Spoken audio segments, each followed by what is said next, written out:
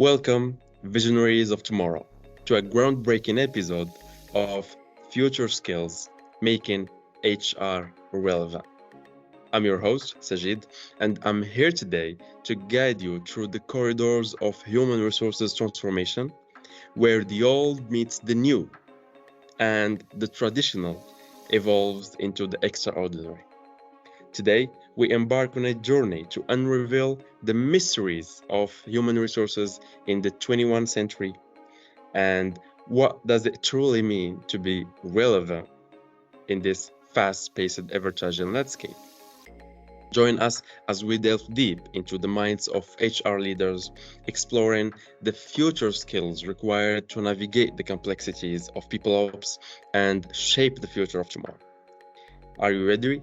Yes, for me, I am all ready to unlock the secrets of HR mastery. So without further ado, let's dive in. First, thank you, Ted, for being here today. And I would like to ask you, what do businesses need today and in the future from HR, and how has that changed over the last few decades? What do you mean by relevant HR, and how does it connect to that? Yeah. So thank you, Sajid, for having me. It's an honor to be part of this program that you've put together. I will start by saying that my journey as an HR leader started in an unexpected way. I had initially, when I graduated from business school, I had started out working in consulting. And you probably are too young to remember, but there was a time when people flew airplanes into buildings in New York, and 9/11 happened, and I had been working as a teacher and as a consultant, and everything just dried up. 9/11 happened, and it changed the world, obviously, for so many of us. But for me, it changed because all the consulting work that I had evaporated, and I had been doing some leadership development work for Capital One, and the guy who was the head of HR there, who was my point of contact into the company, said, "If you ever need a job, call me." And so I did. I needed a job, and I called him, and I went and interviewed in his office, and he said, "I'd like to offer you a position." And I said, "What would you like me to do?" I thought he would invite me to work in business development or strategy or something like that. And he said, "I want you to work for me in HR." And I paused, and I thought to myself, HR, that's where all the losers go. And so I thought to myself, Matt, what am I going to say here? And I looked at him and I said, "Matt, I have no training in HR whatsoever. I'm a business guy." And he said, "That's exactly why I want you to work for me." So it was an interesting introduction to working in HR. And what I have found over my career, Sajid, is that if you go back, and this is 25 years ago, HR was not really regarded as a terribly important function. It was seen as a support function that was primarily responsible for hiring people, for firing people, for legal compliance, and a lot of tactical work, compensation, benefits, all very important stuff. And it's still important today, but that was the limit of it at that point. And what has happened, I think, over the last 25 years is that some HR leaders have recognized that there's actually a way that you can add value to the company. And so for me, this concept of relevant HR is increasingly more and more about how you drive financial impact for the company that you work for. So that's how I define relevant HR adds value economically to the business in which you are operating. Yeah, that's a genuine introduction of you with HR and how you started your career in HR. But that leads us to the next question, which is, what future skills do you believe HR leaders need to possess to effectively scale people ops in growing businesses, and how young professionals prepare themselves for a career as relevant leaders of people functions? Yeah, it's a great question. I think, there was a time, again, in the past when HR was less relevant, where you could go get a degree in HR. You could go to a university and study HR and get a degree, and you would come out and say, I have this piece of paper that says Yeah. I'm an expert in HR. Because the context has changed and more about economic impact, I think the single most important thing that future leaders need is business knowledge. So if you look at HR as being a function that contributes to the bottom line of a company, then you need leaders in that function who understand how the business works. Okay. You need to know how marketing works, how production works, how quality works, how finance works. So all of the business disciplines that anyone would study, whether they're in a undergraduate business program or an MBA program or even a PhD, you need those level of baseline business skills first. And then on top of that, you take your knowledge of the people skills, and what you're looking for is how those fit together. So, as a business leader of the future, if you can identify how the tools and levers that you have to operate in the people operations domain add value in the business domain, then I think you set yourself up for a very relevant career. Yeah, exactly. So you talked about knowing marketing aspects, leadership aspects, financial aspects, and that's relevant with what HR relevant with making HR relevant means. But that leads us to knowing the context and acknowledging the context of business transformation. So how can human resources professionals contribute to finding bottom lines oriented solutions, and what strategies can they employ to align HR initiatives with the overall business strategy? Sure. Great question. So I'll answer it in two ways. And let me start Okay. with the financial approach, which is the income statement of a company. So if you look at the income statement of a company, it's fairly straightforward. It's revenue minus cost equals profits. Yeah. That's what you look at in your income statement. So if you're going to be a relevant HR leader and you understand that simple math of revenue minus cost equals profits, then you should think about, can I do things that help drive revenue up? How can I help increase sales? Or on the other side is, how can I optimize the efficiency of the cost structure? So a very specific example from one of the companies where I was the chief HR officer. I worked for a e-commerce retail business over here in the States called backcountry.com, and we sold outdoor gear. I'm a very passionate outdoors person. And so I worked with the CFO of the company to come up with a metric that we called fixed people cost. And so if you look at the income statement and you think about the cost structure on the income statement side, on the cost side, what you find in almost every company is that a significant amount of that cost structure is the salary, the general administration, the cost of relocation, bonuses, all of those sorts of things that go into paying your people. And so at Backcountry, where I worked at the time, our people cost was about 30% of the cost structure. So a significant number, very significant number. And our chief financial officer cared a lot about that number because, every dollar that you made, you had to subtract 30 cents to get the people cost out of it before you could even begin to think about the profitability.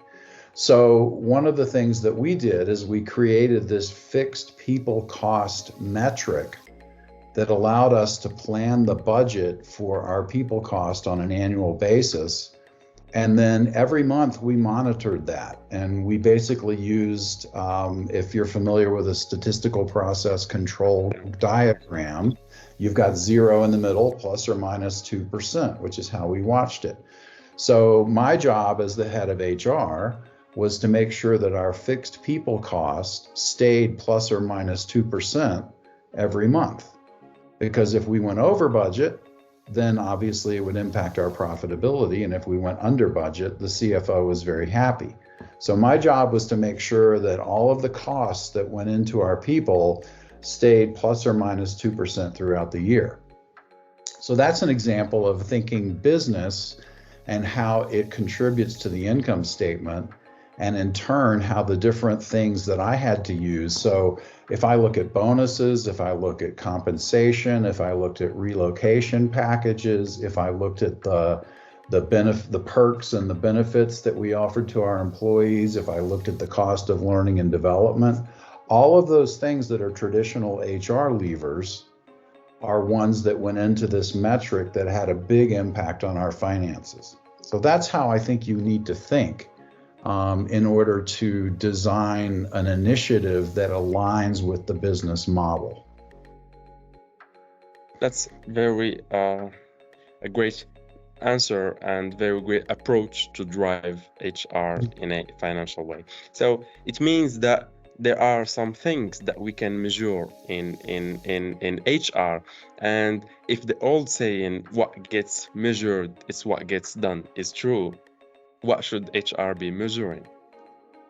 Great question, and Yeah. it's a good segue. So I'll use another example from the last few places that I have worked as the head of the HR function. I'm a big believer in employee net promoter score. Okay. So if you think about the net promoter score scale of 1 to 10, you take the 8, 9, 10, and you subtract the 1, 2, 3, and you ignore the ones in the middle. That's how you get to a net promoter score. But you ask your employees, would you recommend, in your case, would you recommend Michelin as a great place to work to your friends or to your family members? And you get a score. Now, I like to use metrics that I call proxy metrics, because some things, to your point and your question, some things are hard to measure.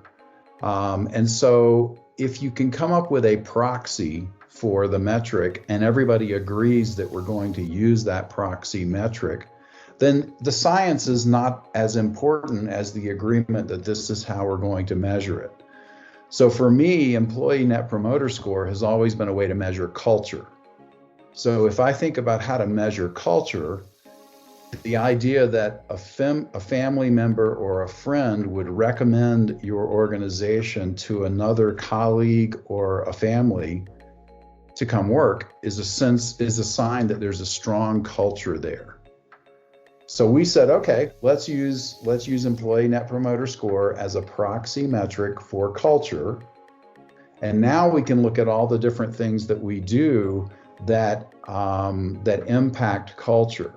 So if you look, for example, at your time off plan or your vacation plan or your parental leave policy or the facilities that you use in the office to create an environment where people want to work, all of those things work together to help drive that employee net promoter score.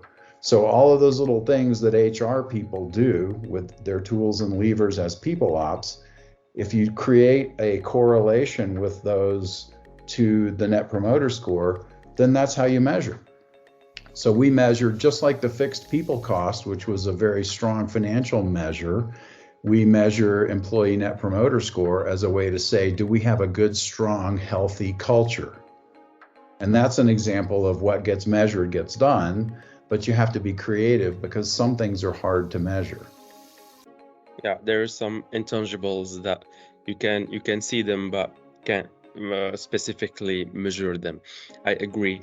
And if this approach led us to transformation to organizational needs in the future, so what advice do you have for young leaders, for our listeners, for our audience, and to nurturing talent for future organizational needs, what they need, and especially in industries undergoing in rapid changes? Yeah. So I think back to business understanding, you need to know where your company is going. Okay. So that's the first thing. If you understand the strategy of the business or the department within the business that you work in, then that's the most important thing, because once you understand where the business is going, what the strategy is, and where the business leaders intend to take the function or the department or the company over the next, say, 2 or 3 years, then you can begin to ask yourself, okay, given that strategy, what do we need in the way of talent? And so here, here's another example.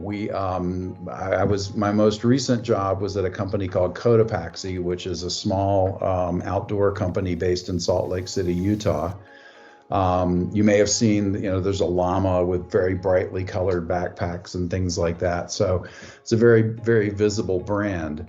But during the pandemic years, we had to basically rethink the business. And one of the strategic decisions that we took was we're going to go to a fully remote business operation. Now, the retail stores can't do that remote. The warehouse and shipping and distribution function can't do that remote. But the headquarters functions and a lot of the support work that we did, you could hire people anywhere. But what we had to do, thinking talent here, is we had to identify what were the key skills of people who could successfully work remotely. And once we had done that, once we understood what it took to be an effective, productive, contributing remote worker, then we could start to think about how does our talent pipeline line up to hire people against that set of skills. And because we knew that remote was not going to go away, we say you can't put the genie back in the bottle. Yeah. You have to be able to say, okay, this is a change in how we're going to do business. So my talent needs are going to have to evolve with the business strategy. Yeah, such a great example. And you talk about rethink the business. So automatically it came to my mind that in this time in this period of time, as mergers and business transformations become more common in today's industries and in today's business, how can HR play a pivotal role in ensuring smooth integration process, and what challenges do young HR professionals be prepared to navigate in these situations? Yeah, another great question. I think there are a couple of ways that HR professionals can contribute meaningfully and be relevant in the context of mergers. The first way is upfront, before the merger happens. If you have a relevant HR team, if your business leaders look at the HR function and say, these are people who contribute, they make an impact, we need them to be involved. Then when a merger comes along, you're invited to be part of the due diligence of the process. Yeah. And so if you look at, one of the things when I was doing consulting before HR, I spent a lot of time working on merger integrations. And almost 100% of the time, the reason a merger doesn't work is not the business case, because the finance people can make the business case work. Yeah.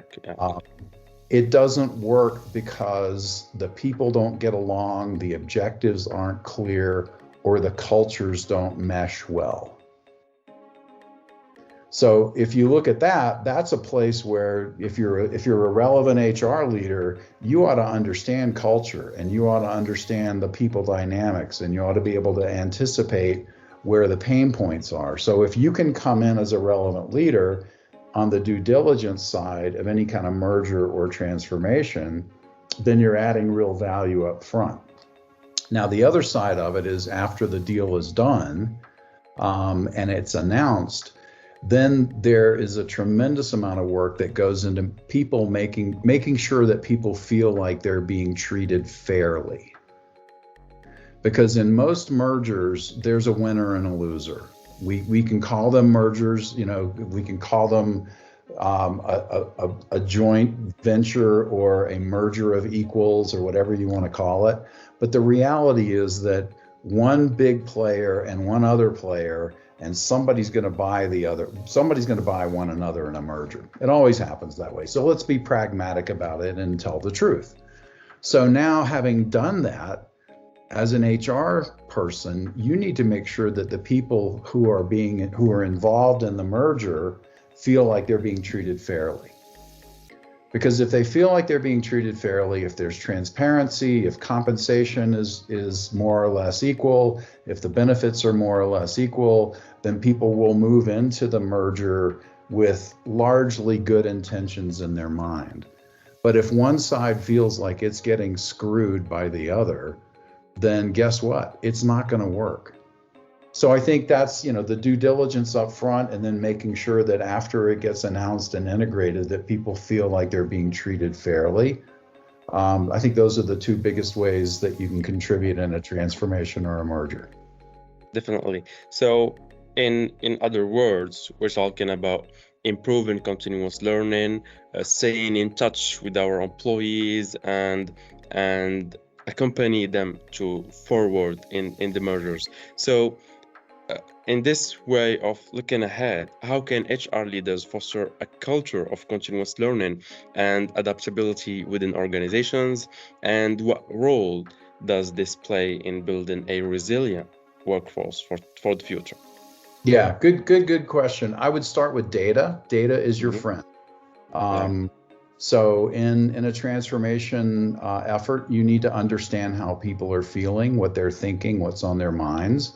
So I'm a big believer in using surveys to collect data, and not big, not 100 question surveys that take an hour to do, but short, like 5 or 6 questions that are really relevant. And you ask those every 2 or 3 weeks. You're asking people what's on their mind, and you're collecting that data, and you're looking at the trend lines in the data. So the first thing you have to do is understand how people are feeling. The second thing is, from a learning and development perspective, there are some things that are good for a company. If you offer a strong learning and development program, your people can learn faster about how to operate the business. They can learn how to be better leaders. They can learn how to work more effectively on teams. Those are things that learning and development do, and those they add benefits to the company. But the more important thing is, in the learning and development world, you've got to realize that people want to learn and grow as individuals. And if you start a job and 5 years later, you're doing the same thing, the same repetitive tasks, you're not learning or growing, then you lose any interest in the job. It just becomes a task to do.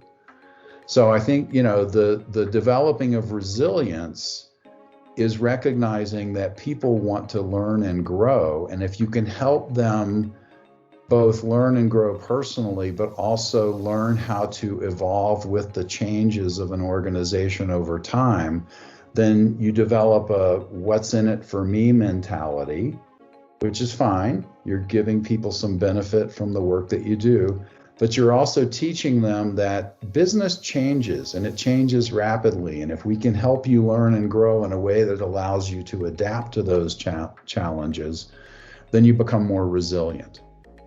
So resilience ultimately is good for people individually, and it's good for a fast-moving company. Yeah. If some of the leaders of the future in our audiences want to set their career aspirations of being the head of HR someday, what advice would you offer to them? Yeah, great question. I get asked this a lot. Ted, how do I become a CHRO? Someday I want to become a CHRO. I answer it in 3 ways. So the first, not surprising way I'm going to answer it is, you need to know the business. Yeah. So I have an MBA. I don't have a degree in HR. I have a degree in business. You have to understand business. So that's thing number one. Thing number two is, I call, and this is a metaphor, but if you're familiar with the concept of Boy Scouts or Girl Scouts, as you go through your career as a Boy Scout or a Girl Scout, you get what are called merit badges, which are little things that you earn that say, I've studied astronomy or science or campcraft or canoeing or backpacking or whatever. And every time you do one of those, you get a little merit badge and you put it on your sash. And as you get more merit badges, you move up in the hierarchy of scouting. So I use that metaphor with HR, is you have to get your merit badges. So the things that you need to know to be the head of HR, and you don't have to know them as an expert, but you need to be able to talk intelligently about them. You need to know recruiting. You need to know employee relations. You need to know compensation and benefits. You need to know compliance, all of those legally driven things. You also need to know learning and development. You need to know talent management. You need to know how to facilitate conversations. So there are a lot of different skills that go into a business partner role. I always think everybody's got to be a business partner because you learn Yeah. good consulting skills. So you get your merit badges, and you don't have to have all of them. If there are 10 merit badges and you have 6 or 7, that's probably sufficient. But you need to know your craft. So that's point number 1 is know business. Point number 2 is know the discipline of people so that you can take the merit badges and the business knowledge and bring them together in a relevant way. And then I think the third thing is you have to be seen as a trusted advisor to your business leaders. So that means I think of, when I've been the head of HR at the executive team level, the CFO and the head of marketing and the CEO of the business, I am their consigliere. I am their coach. I am the person they trust to talk to about talent issues or if they're having challenges. So I think it's those 3 things. It's the business knowledge, the domain knowledge or merit badges, and being seen as a trusted advisor. Exactly. So, and there you have it, dear listeners, the culmination of our odyssey through the realms of HR transformation, from redefining relevance to fostering a culture of continuous learning. We've explored the future skills essential for navigating the ever-evolving landscape of people odds. And as we bid farewell to this enlightening journey, remember that the future belongs to those who dare to dream, who dare to innovate and embrace change. So go forth, future HR leaders, armed with the wisdom and insights shared today. Your journey towards HR mastery begins now. And until next time, keep dreaming, keep questioning, and keep aspiring.